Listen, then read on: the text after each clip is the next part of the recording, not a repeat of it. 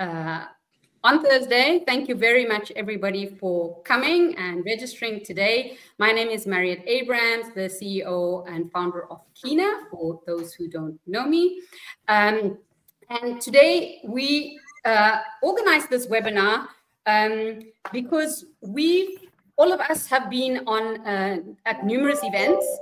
And what we've noticed is that when there's a discussion about lessons learned or failures in the industry, people seem to be sitting at the edge of their seats and really listening very intently to the lessons, about these companies. So we thought, why don't we put our heads together and actually come together, all as really industry, I would say, thought leaders, also competitors, but also friends, to really discuss this topic.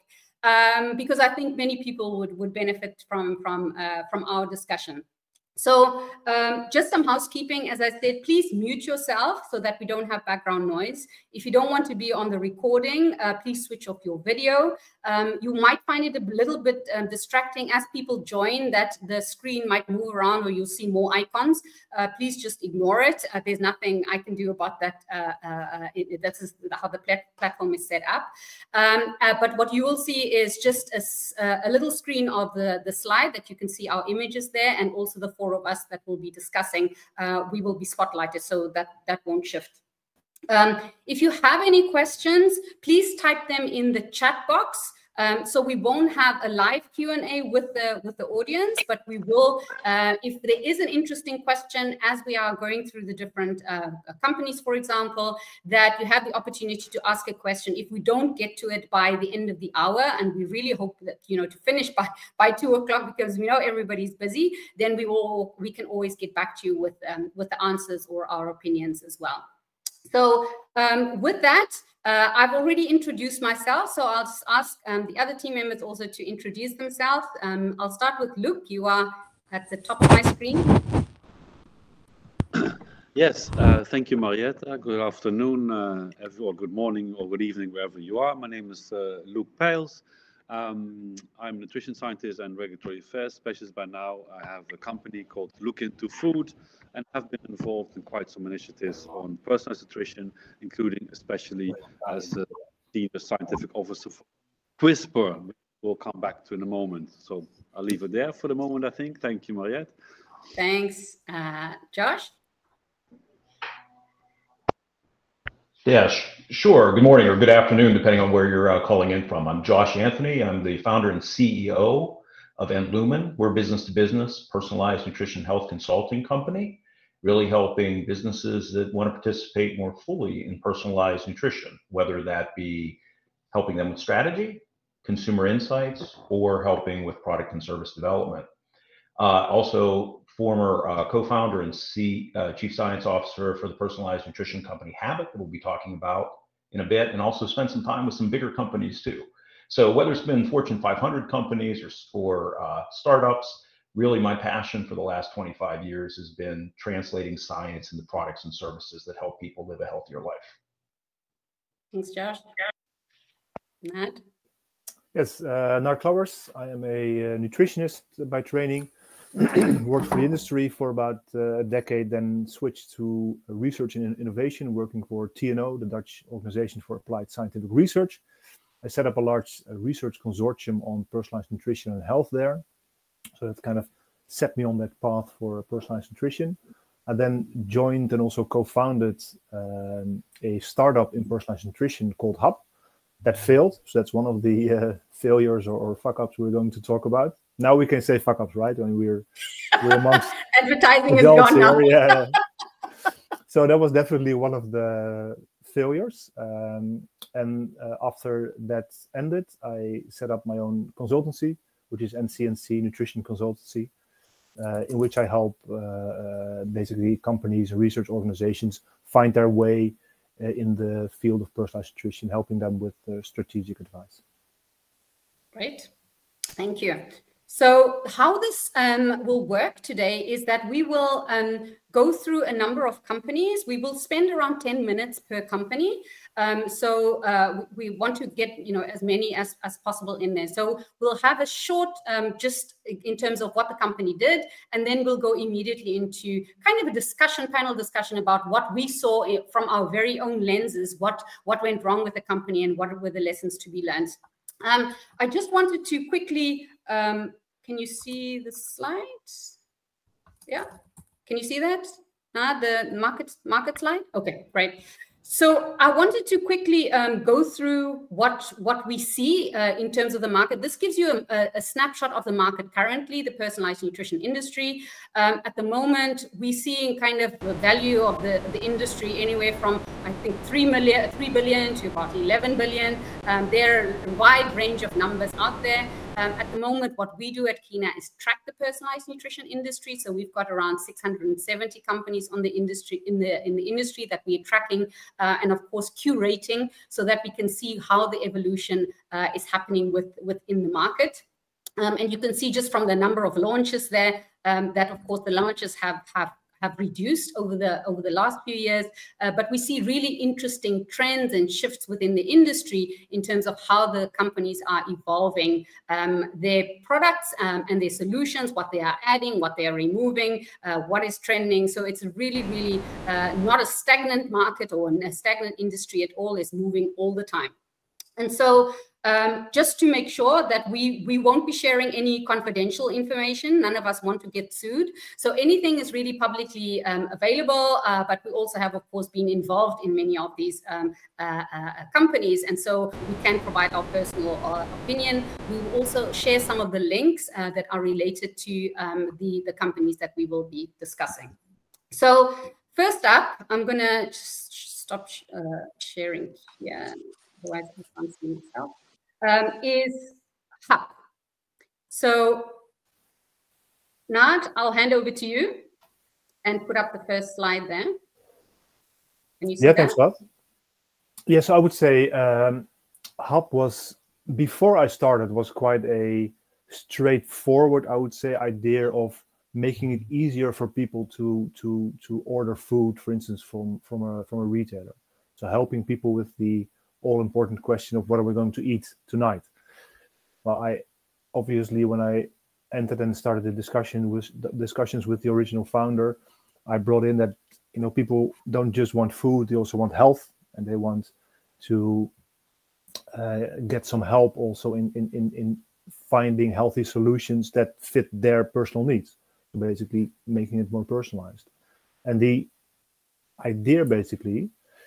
And we're supposed to have a slide, right? I mean, I don't see I'm just trying to put it up. Doesn't really matter. So the idea of HUB basically was to build a platform, an ecosystem of companies in which it would be really easy for consumers to find their personalized nutrition solution. So for instance, for myself, I'm a type 1 diabetic who exercises a lot, live in Oosterbeek, go out to dinner once a month, etc. So with all of those metrics, with all of those goals, the platform would give me a selection of personalized nutrition suppliers and also an app to access those suppliers. So it would make it really simple for me to get all of the, I get a lot of thumbs up, I see, to get all of the personalized nutrition services that I need. So the idea was to build a platform with a lot of ecosystem partners in it, where I would share my personal profile with, and then would get access to those partners and to the services of those partners through the HUB app. So you would have one app with the access to a lot of different suppliers of personalized nutrition services that you would need. And hopefully also towards the future, those suppliers could also work together to make it even simpler for you to get access to all of the personalized nutrition needs that you would have. So that was the original idea. We found out it was not that easy to execute because you need to have a lot of partners on the platform to be relevant. And also it would take a lot of time and money to basically bridge the gap in time from where we were to actually having a functional platform with a viable business model. And to kind of bridge that gap, we were trying to set up, let's say, smaller initiatives that would feed into the larger platform. But that meant we were spread too thin, basically. We were working on several startups in their own right. And then basically when the finance stopped, that was a very quick end to it. But anyway, perhaps there are questions already, I think, because I can talk on it, for a long time. I think one of the main issues was it was very complex. I think there's definitely a need. So if you would ask consumers, there's a need for it, but it was quite complex. We didn't have the time or the resources to build it. But also, I think that's really relevant, also for the investors, we did not have a really clear business model. So exactly on which point so who was going to pay what at which time point? So really those very specific questions on exactly, okay, how many euro cents are we going to get when we transfer information from our platform to a retailer? How much are they actually going to pay us and why and when? Yeah. Really those very specific points of the business model, we never really got that extremely clear. I think that's also one of the reasons that it was very difficult to get the investment. So it was definitely a viable business model. It would be in the end, but the time that it would take to really build that whole infrastructure and really build that whole ecosystem was just prohibitively long, basically, for the financing that we could get. So my question was, did you have a target customer in mind? Is that like before you even got to really who's going to get what share? Did you have a clear idea? Very good point. Was there any reflection on that? Yeah. So that was actually definitely part of the initial discussions already. And our target audience really was mass market. So we really focused, if you could say it, on a very general consumer segment. So basically people going to supermarkets, people buying food. So everyone. Yeah, everyone. So I remember the first slides that were made by, let's say, the marketing and sales people from Hub about the total addressable market, which was like, it's like everyone, right? So there was definitely a matter of discussion on whether we shouldn't focus it more. And then in the end, we did focus more, let's say, within the more specific things that we tried. So for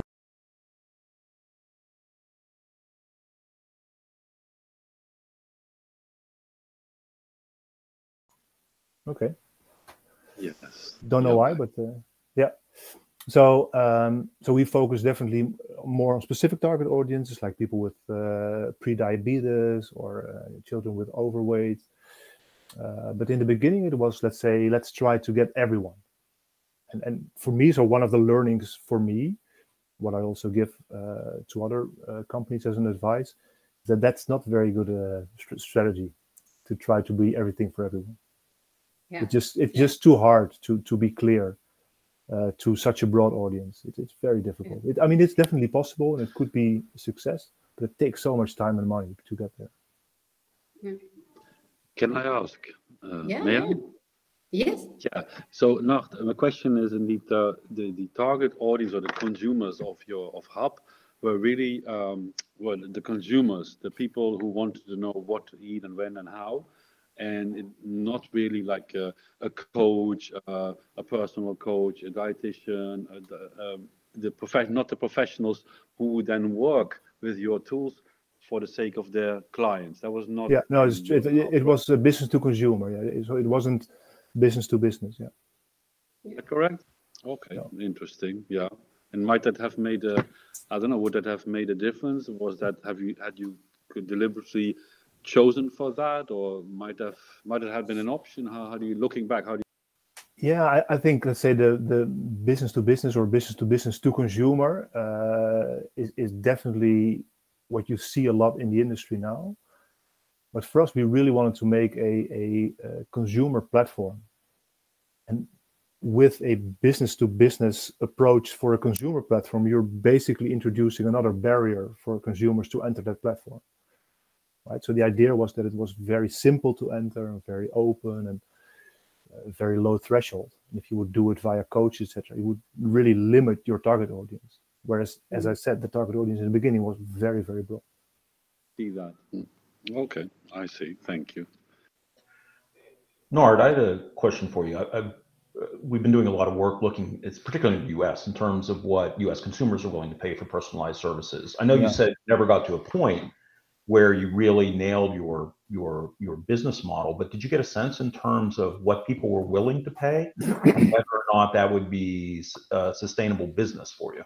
Yeah, an absolutely very good question. So we indeed, like I said, we really never got to that point specifically, but we did look at, okay, what would people be willing to pay for an app on a monthly basis, right? So those, we did benchmark it to, let's say, these kinds of apps, and that's usually in the 5 to 10 euros a month, basically, kind of realm. So that was the amount we were aiming at.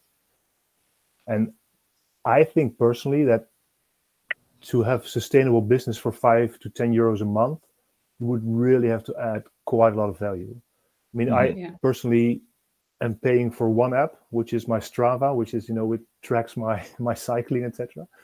That's the app I'm paying for. For the rest, I don't pay for any app. So you would definitely have to have quite some added value.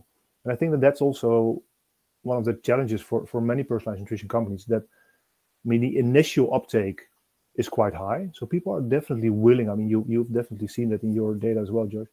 People are definitely willing to try it, but to really keep them on a paying scheme for 1, 2, 3 years, that really you really need quite some effort in that. You really need to explain what their benefit is along that whole customer journey, and that's something I think I see much clearer now also than let's say 4 years ago.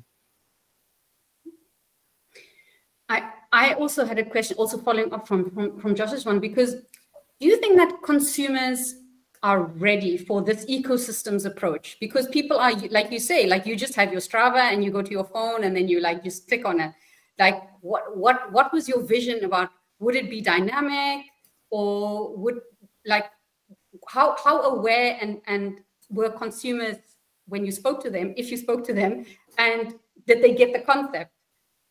Yeah, so I think the big challenge wouldn't have been consumers, and I think we definitely didn't do enough consumer interviews in the beginning.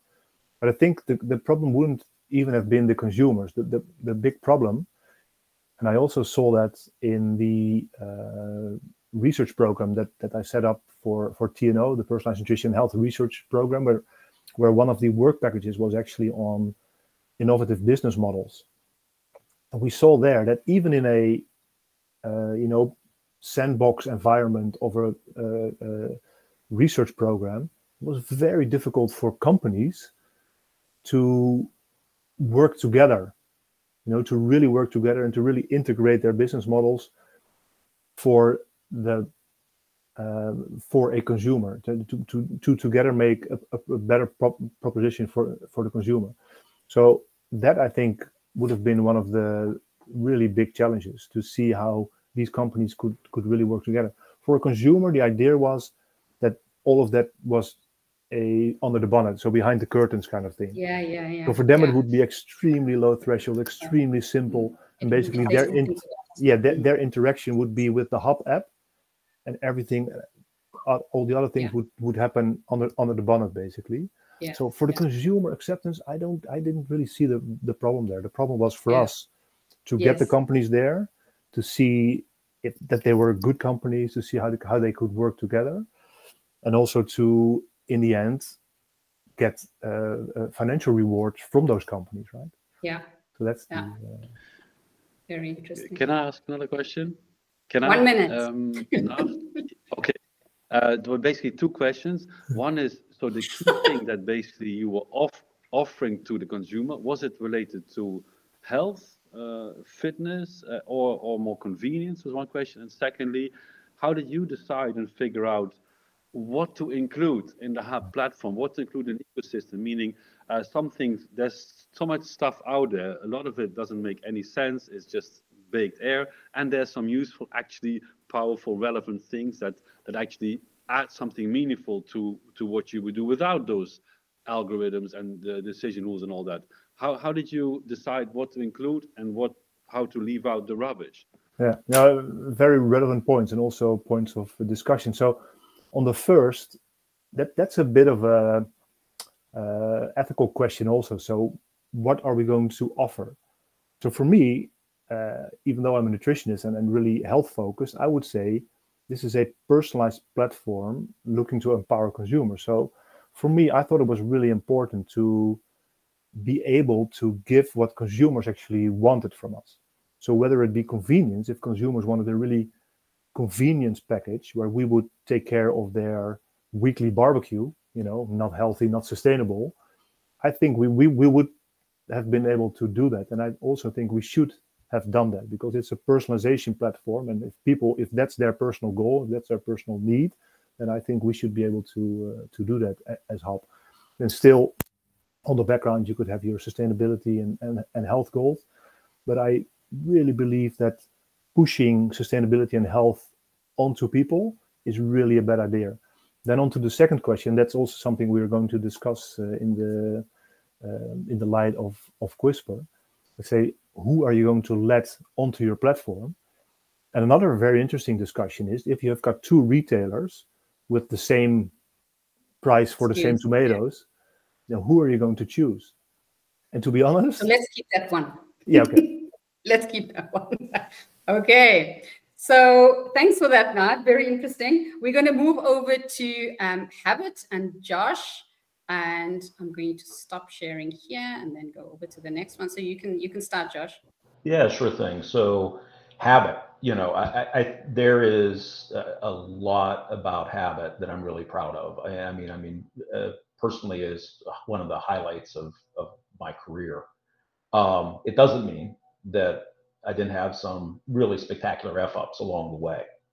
So briefly with habit, we framed ourselves as the first test to table personalized nutrition company. And really the way that Habit worked is that we had a test kit that integrated biomarkers, genetics, and a questionnaire. And there was something really unique about our test kit in that we integrated TNO's technology, which really brought in a challenge beverage. And that's important. It was a macronutrient mixed challenge beverage. It allowed you to see how biomarkers move. It's a very sensitive way to kind of understand changes before you get into a frank disease condition. So the people would take their test. They would get their results back in a few weeks. They'd be paired with a dietitian to walk them through.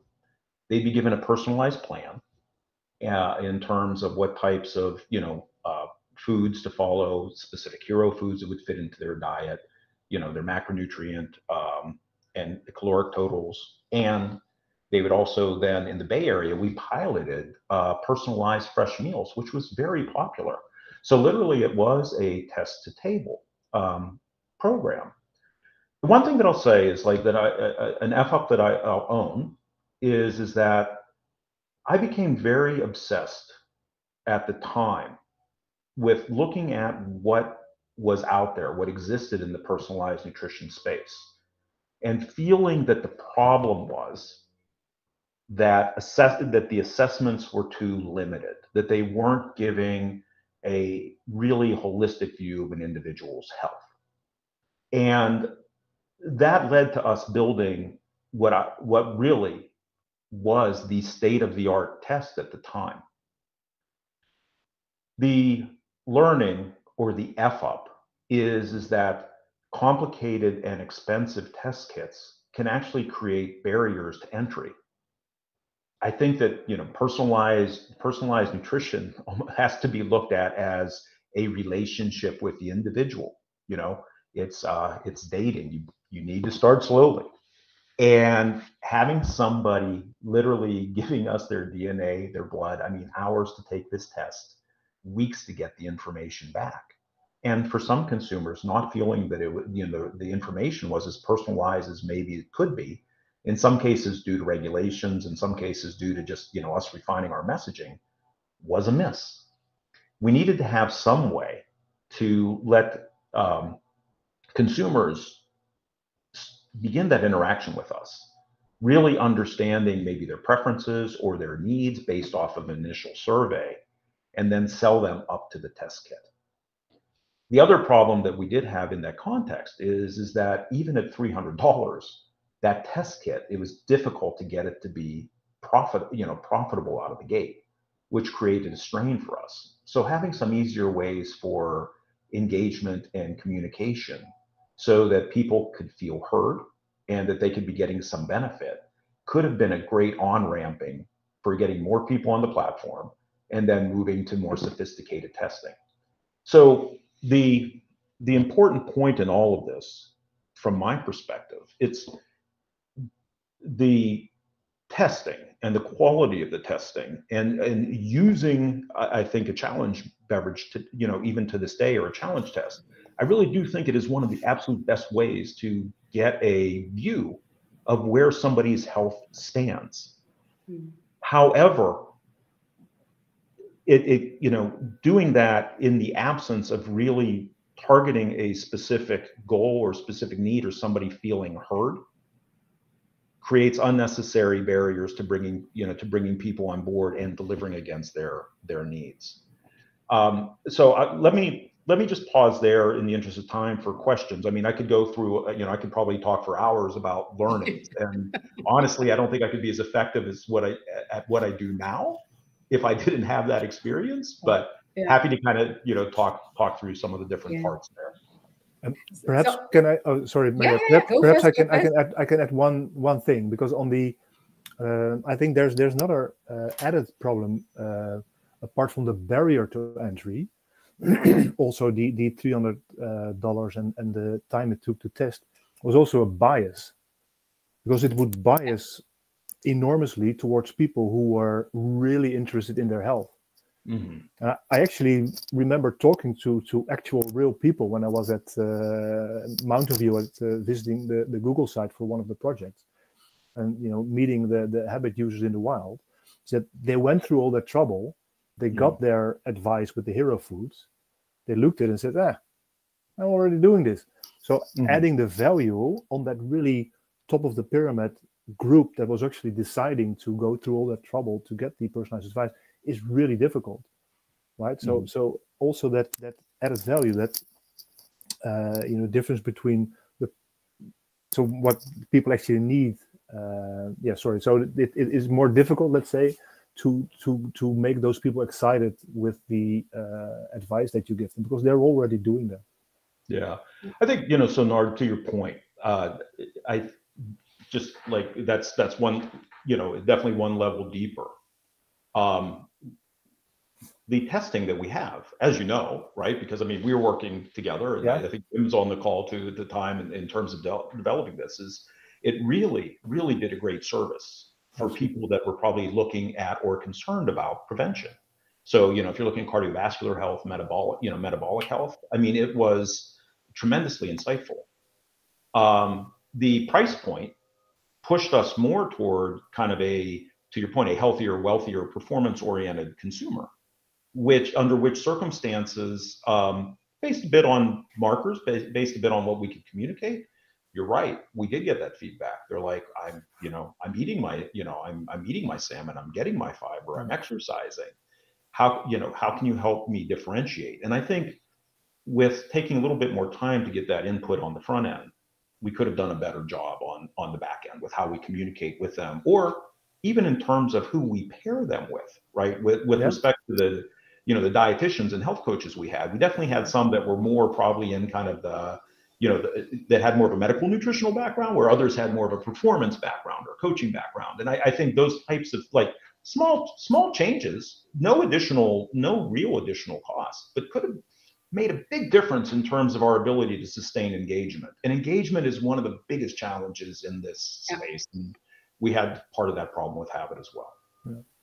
I'll add actually a question we had in the chat, which is around digital features. So which features do you think we're missing? Because I think that's a it's a good point, not only from a kind of onboarding, but definitely from an engagement point of view as well, isn't it? So in hindsight, for both Hub and Habit, did you, looking back, what was missing?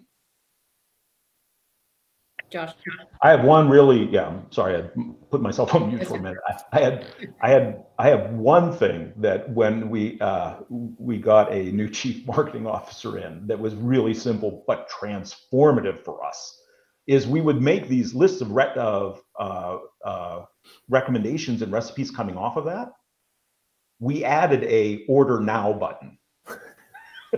And you know, is that high personalization? You know, maybe really?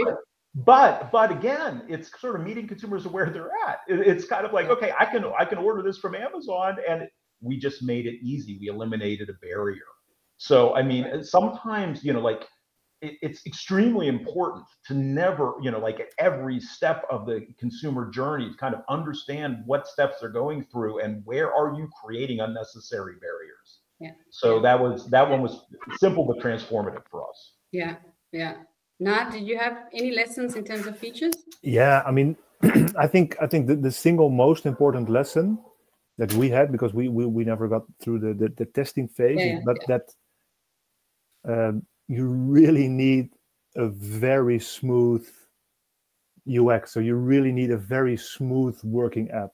So we actually did trials even in hospital settings with apps that we thought were pretty okay. People just did not use them, even if it was for their obese children. They just refused to use them because the experience wasn't as smooth as they would expect from an app. Yeah. So, and that's I think the biggest learning that we had. You can't expect people to kind of work with you or give you their time, you know, to help you, etc. The app needs to just work. You know, it needs to be on par with the best of them. Otherwise, it's just not used. I think that was one of the learnings that we thought, oh shit, you know, people did just, you know, that was a trial period for a week. After one day, hey, no one's using it. Yeah.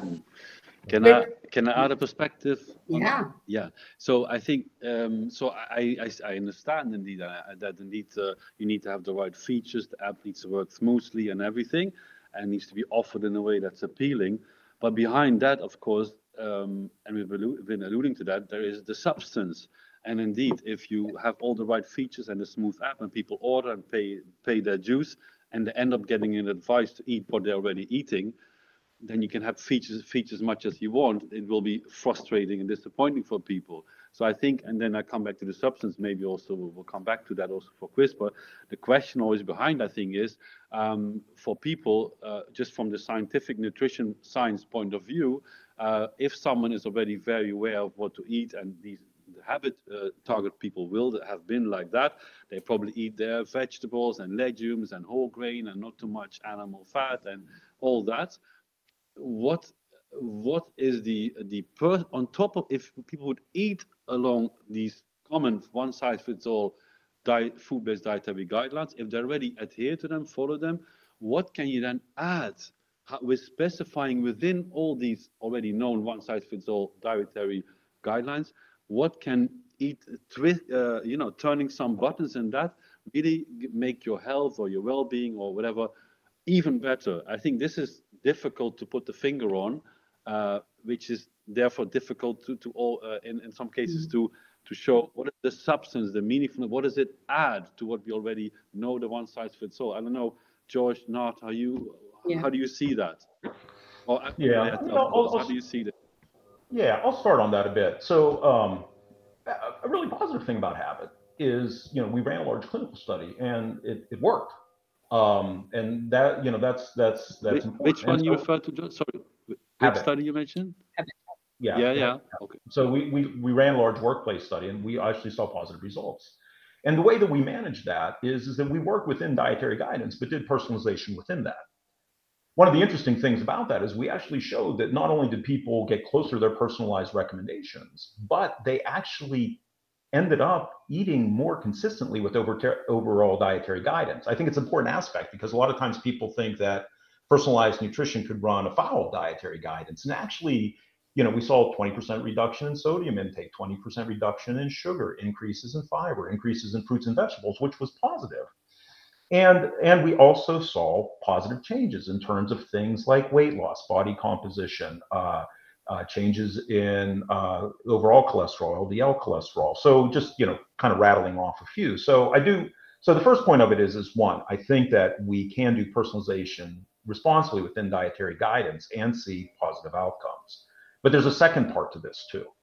If you really want to hit a broad segment of the audience, diet or personalized diet is not enough. What we're seeing with our consumer research is people are looking for more holistic solutions to health, right? There's this idea of like, is it diet or is it supplements? Or is it diet or is it exercise? Is it diet or is it mindfulness?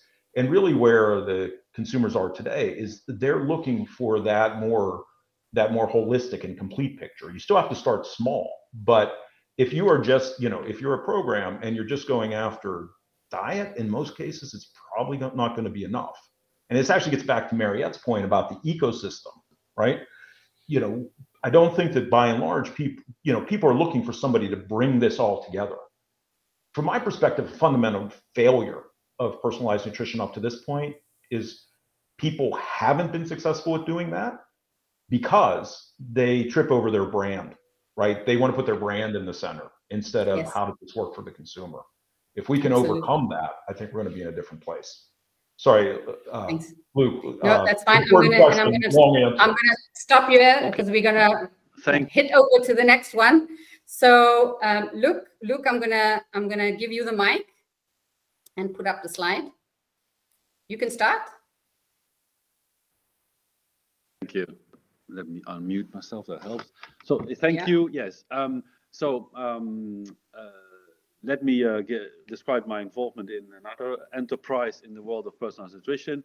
It was basically an offshoot from the Qualify project, which was a project funded by the European Commission, which followed projects like Eureka, Nugo, Food for Me, and in Qualify was really, we sought to seek the next step of finding ways to overcome the fact that we know so much about what we ideally eat, so much information out there, so much knowledge, so much advice already out there, and still at large in society, on a societal level, we do not manage to eat well in a way that would be good for us.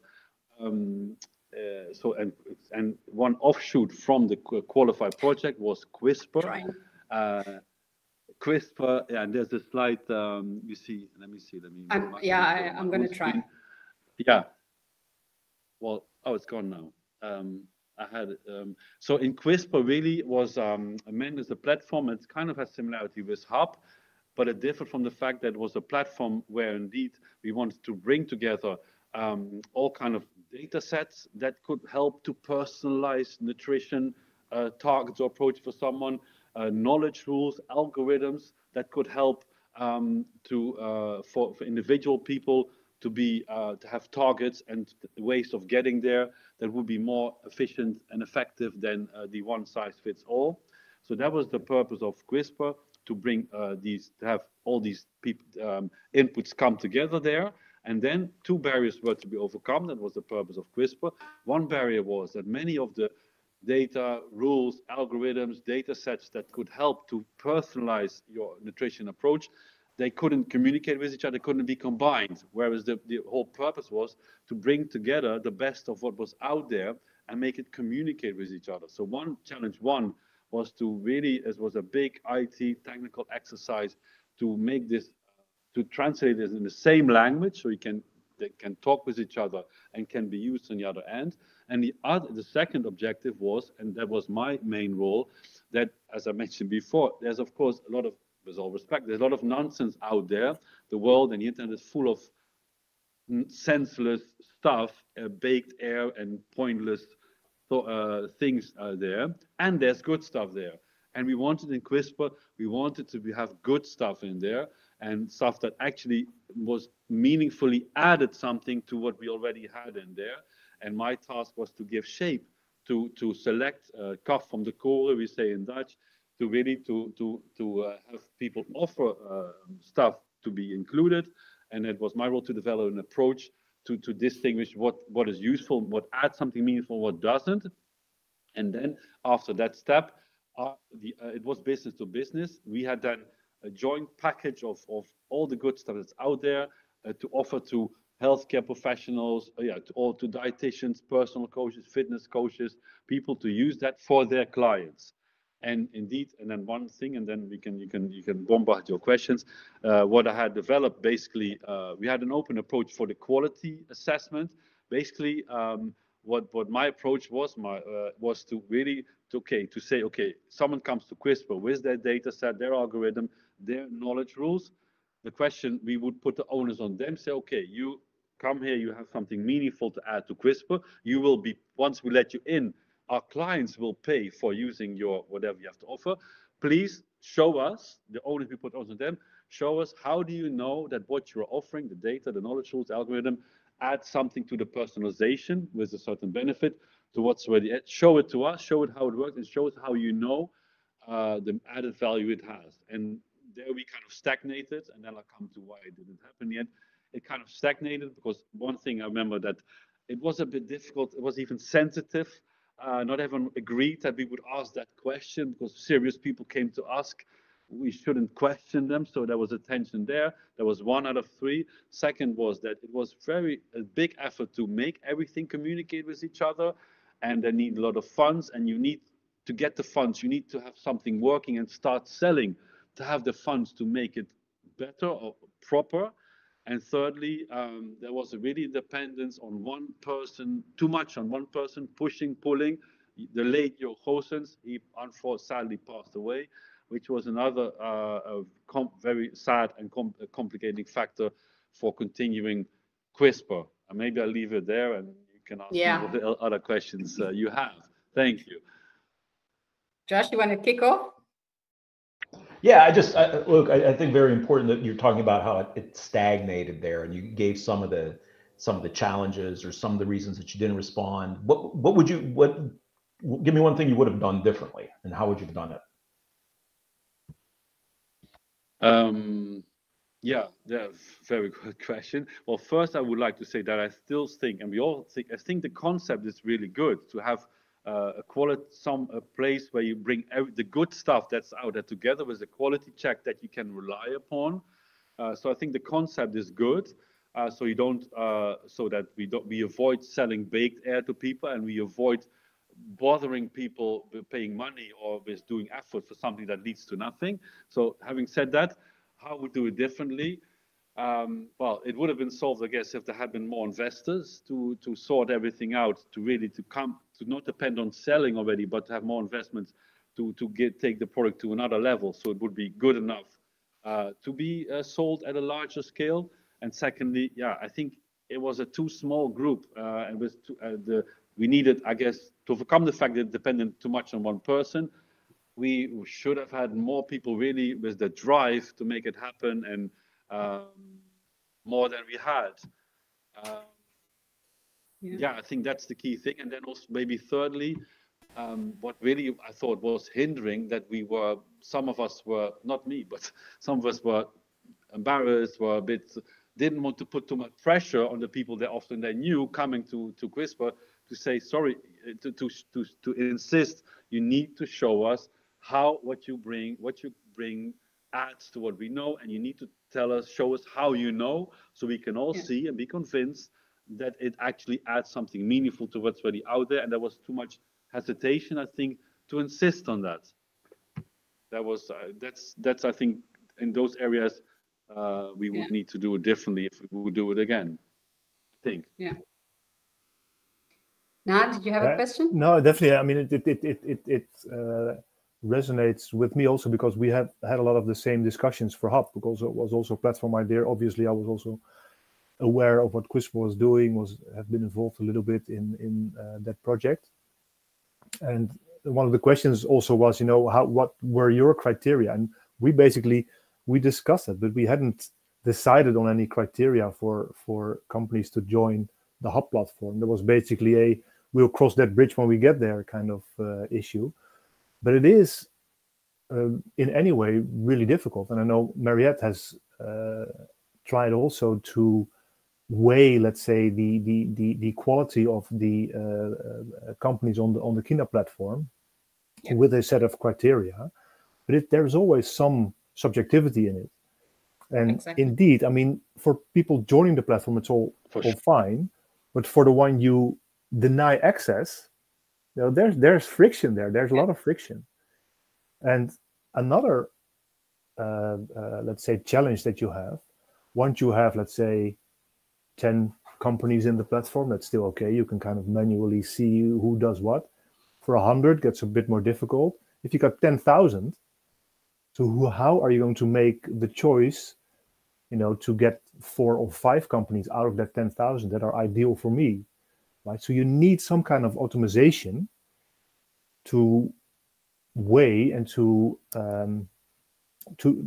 know what they're doing, what the quality is, and also to see which of out of those 10,000 are complementary to each other to give a certain answer to a certain individual. So you also need some kind of automation on that process. And I think that that's also a step that Quisper didn't take yet, and that also we as Hub definitely didn't take, but I think is towards the future really important, actually. Yeah, I think for sure. Also, there's a good question in terms of the timing, and this both came to Josh and not to Luke as well. It's like, I mean, Quisper was really ahead of its time. So before there weren't that many companies, but also it's to get companies to work together. Is the timing different now? In hindsight, do you think the timing would be better now? Was it too early and companies were really still in the mindset of, you know, I want to dominate it all and therefore I'm not going to share? Maybe, well, Josh, maybe for you it's better to kick off this and answer this question, as you were in habit, the big guy, the big one. Yeah, I think with habit, I would say that there is an element that the timing is early, because I think that people going into more, you know, we were one of the first ones leading with a strong phenotypic test. And I think that, and not only do I think, but I mean, we actually have some evidence that just, you know, at-home testing is obviously becoming much more prevalent and accepted. I mean, continuous glucose monitors are a great example, you know, of that right now. So on one hand, I do think it's a little bit early. On the second hand, though, like honestly, I think it would be wrong of me to kind of use that as an excuse. We created something that was a powerful lifestyle brand, right? I mean, I think we had the money, and Neil Grimmer, who is the CEO, is just a branding genius.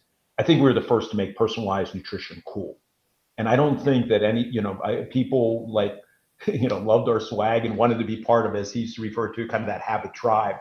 So it's, you know, if we had the appeal, it was what we were doing with the consumer that was the mistake or mistakes. And really part of that was not being, you know, we went very broad in terms of who we're trying to attract. And we didn't, you know, we weren't as sensitive to, you know, their needs and their preferences on that journey with us. So like, yeah, I can sit here and kind of do hand waving about why it was early, but, you know, we effed it up, right? To kind of come back to the point here. There are different aspects that we could have done a better job with that I think could have made it land. Yeah. Can I interject one thought? And then, yeah. Or can the one thought not, and then sorry, thought to you, of course. Now we haven't touched upon that, but I think it's really important that we do touch upon it.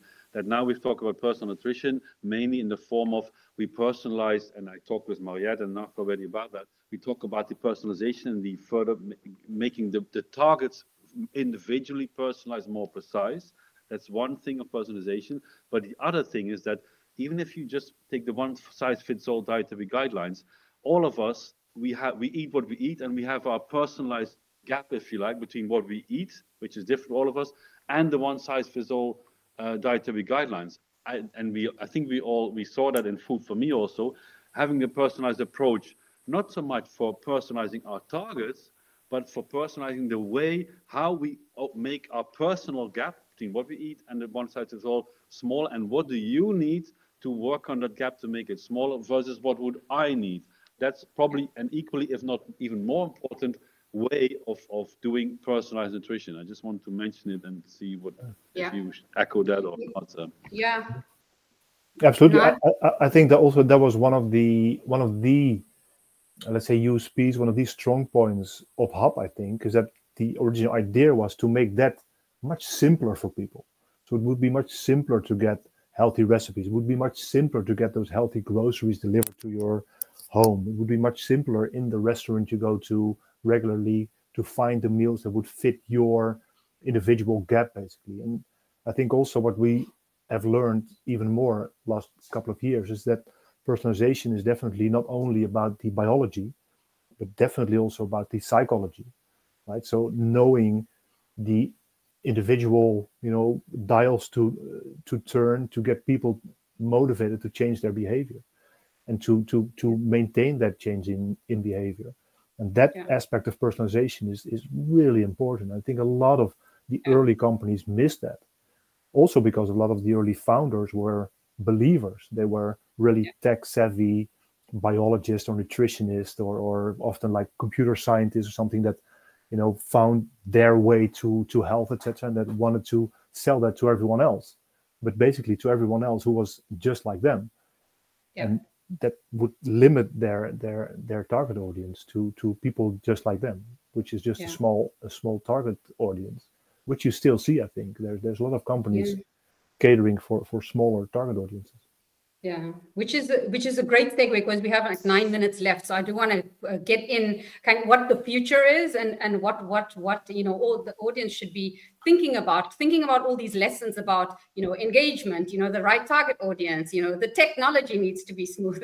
What support services do you give, and how deeply do we really understand where the consumers are at in their journey? And I think Josh, you did a great survey.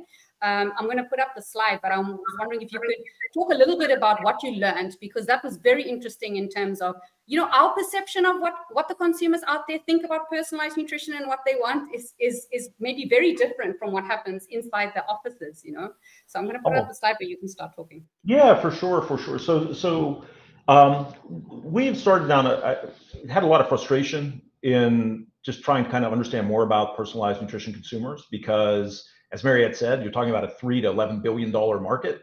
And then a lot of these health and functional surveys say that it's a subset, a niche segment, and doesn't seem to be that way at all. I mean, what we found in the US is more than 50% of people are interested in personalized nutrition.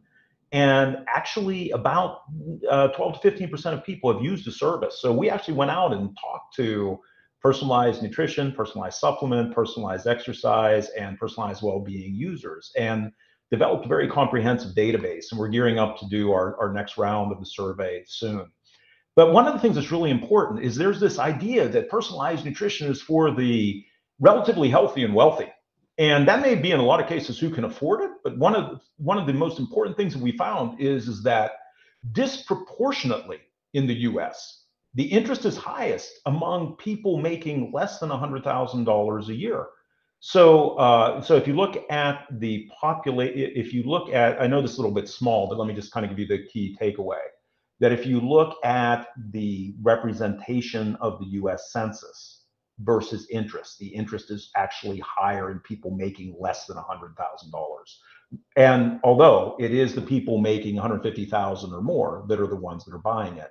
For a point of reference, because I know we have an international audience, median family income in the US is right around 80,000. So the point of it is that it's not for a lack of interest. It is in terms of a lack of reach. So why is this so important? First, from a business standpoint, for people looking at this with their business hats on, you have a huge untapped market. But for a deeper reason, and why I think we're all here, is there's a lot of people that could be helped by more personalized approaches to nutrition and health. And the second point that I want to make in this is, on the next slide, Mariette, is Nard touched on the importance of behavior, right? I think that we had a lot of the early ones that were really more about a technology push. But what we found is, while cost is, we have a lot of companies that are coming from a technology push, we're recognizing the importance of behavior. So in our studies, what we found is that while cost is number one reason that keeps people from entering personalized nutrition, number one reason that people leave, one of the biggest issues, though, is getting support, right? People have this data and they need help making sense of it. So really what we found is there about 2/3 of people say that the personalized programs that they've tried, they're not getting the support that they need to help them understand their data or to be able to stick with it. And at this time, while I think things like, chatbots, AI, machine learning have enormous potential here, the reality of it is they are looking for trusted healthcare professionals to help them with their advice.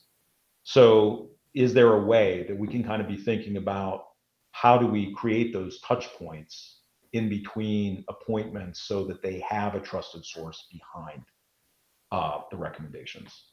So let me pause there. Yeah, and I think we'll add to that, because I think looking at the support and what consumers are looking for, and that actually it's not as narrow as just the the biohackers. We also need to think about how these new technologies like the AI, for example, Gen AI, that is really starting to get integrated now.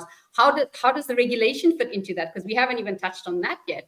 Because that, I feel, is really what companies should also be looking at, in terms of, we can't just provide a PDF to people. That's just not enough.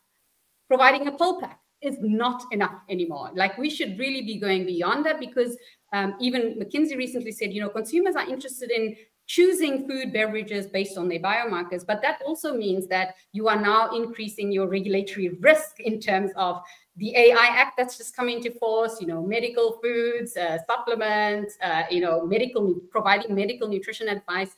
And so I think there are loads of, regulatory hurdles, but also considerations to consider when innovating as the market is moving. And, some people say, oh, it's moving so fast. I think for us who are sitting there going, oh, maybe it's not moving fast enough. We're not impacting people as fast enough, but we also need to be responsible. So I was wondering, if you have any addition to, from my side, like the regulation is definitely something that companies should be more aware of. We are moving outside of wellness into medical nutrition and helping people to improve their health. And that should be strongly considered and operational within the walls. Well, can I maybe add? Yes, we have to be careful, because we touched upon in the past also that before you're basically making an implicit health claim about something. Exactly. Or I think when you talk about personalized nutrition, you're already implying that you're personalizing, meaning it's better, which by many laws in many parts of the world is already a claim that we need to be able to substantiate, or something even needs to be authorized before. But more importantly, and I just want to mention it also here, we talk about personalized nutrition, but let's not forget there's a lot can be done, and especially on working that personal gap, the behavior. How can you move on towards better diet, and how can I move on? But also, let's not forget the whole world out there, the obesogenic environment, everything that can be out there, which is in a one-size-fits-all, is making an environment where you have cycling lanes, pedestrian lanes, where you have healthy food and offer more than shit. This is also, I think, we must also, where we can, keep working on that and promoting that, in addition, parallel with what we're doing here. Otherwise, we're not going to make it, I think. Yeah. It's equally, it's both very important. Yeah. Thanks. Absolutely wise words. Luke and I met last week at the farewell speech of a Dutch professor who was definitely in the food systems and looking at the food environment. So that's definitely one thing that needs to change. I think also that consumers can be empowered. I think that's still a really relevant part of personalized nutrition, in my book at least, is the empowerment of consumers. So that consumers with the right data, with the right help, can make better decisions for themselves and for their families. And I think looking at the field of personalized nutrition and what is needed, I think that companies really should look at how they can stretch but also broaden the customer journey. So not giving the advice and then, okay, we've given them the advice, yay, but really look all at once. All at once. You got the advice, you got this. I mean, I've seen, reports, DNA reports, 50 pages of DNA report. That's what you pay for, 200 euros, 50 pages. This is what you get. No, really stretch and broaden that, help consumers to change their behavior. And also be aware that you will not be able to do that alone. So look at who your neighboring companies are, and don't see them as competitors, but see them as complementary partners to help the consumer in their journey. Because in the end, that's where the added value is, and that's where people are willing to pay money for. Yeah. Fantastic. Well, we are already on the 2 o'clock. I would like to, the 4 of us could talk forever. And there's so many companies that I actually had on the list to discuss, but we just don't have the time, which just means that we will need to run another one for another hour.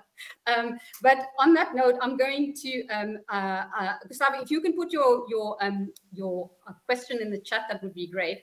So I think we've covered a lot of ground in this webinar, and there's also, of course, we know a lot of things that we didn't cover, which I'm sure we'll set up another one just to make sure that we can keep this conversation going, because all of us are, of course, very much believers in the future of health, the future of nutrition, and how we can really make an impact. And of course, how industry can really work with academia, and also getting insights from practitioners and consumers to really create better products in an evidence-based and data-driven way. So just before we close, I just wanted to share just one slide, and this is just in terms of our next webinar. So at Qina, we have a few webinars. We are now trying to do it every month. We touched very shortly on regulation, and so our next one will be on responsible AI, and that is all with in mind of the AI Act that came into force in August. And so what we will have is a webinar that we are doing together with Lumiera, which is a responsible AI legal consultancy. So we will be having that on the 28th of November. You will receive an email from that, so keep an eye on your inbox. And of course, on the next slide, if I can get to it, we also have all our contact details on the panelists who are here.